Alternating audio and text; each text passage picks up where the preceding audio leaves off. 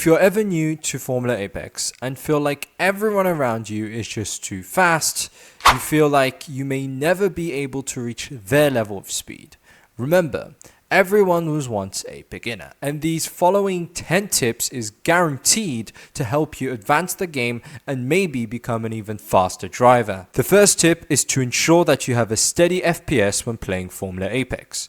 For those who have higher end devices, max graphics should be totally fine. But for those with lower end performance, you can check out the graphic settings, which lets you tinker around and adjust different graphic settings. I recommend playing around with these to find something that looks okay and maximizes the FPS for better gameplay and reducing lag as much as you can. If you want to go for faster laps, keyboards, although some are pretty good at it, is not the best control to use. I suggest maybe investing in the controller. PlayStation and Xbox work just fine, and preferably a wired one for better connection and not having to rely on batteries and charging. Although some may say that if the cable breaks, then the controller won't work. There are controllers that uses USB cables, so basically you connect your USB-C cable to the controller, and then the other end you connect it straight to your PC.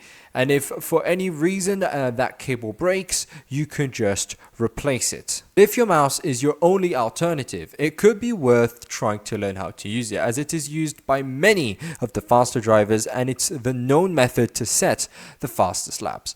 But in my opinion, controllers are more player friendly. If you want to set the fastest laps, just use the soft tires.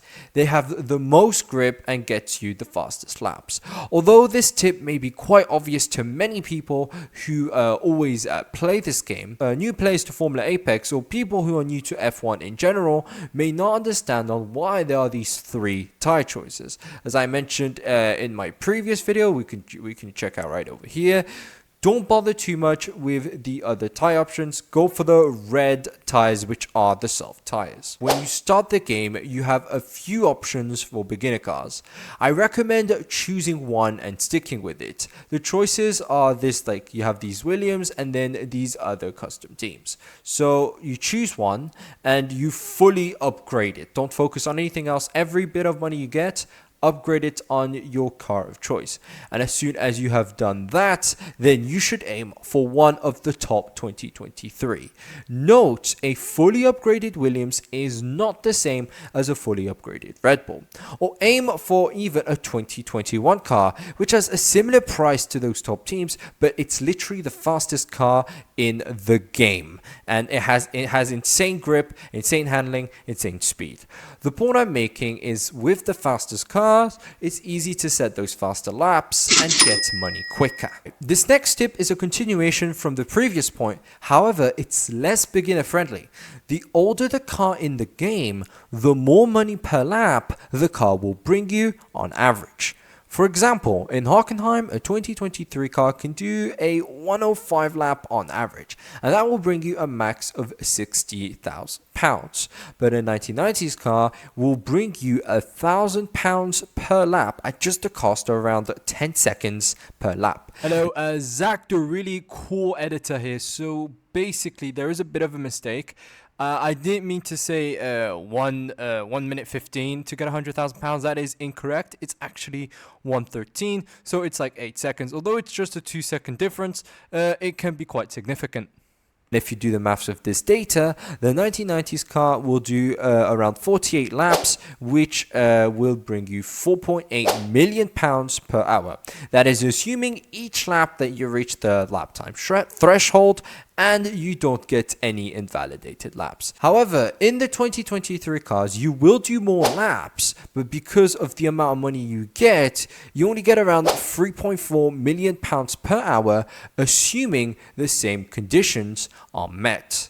However, it's not as easy to drive the 1990s cars as it requires more skill to drive, so I would recommend this tip once you're more comfortable with this game. The next tip is quite a simple one but can be quite crucial. When racing, visibility is everything. And luckily for you, Formula Apex has camera settings options where you can adjust the angle, position, height, and FOV for each camera POV of every car, from the chase cam to the cockpit cam. If you want to learn more about this and some settings that I recommend, check out this video right over here about maximizing your experience on Formula Apex. It should be a really helpful video that you could watch right after this one. Every track is different in terms of how much you earn per lap. Indianapolis being the least per lap and Baku being the highest paying per lap, up to £120,000 per lap in a 1990s car. With that in mind, it's advisable to get accustomed to each track and choose one which is best for you for earning money.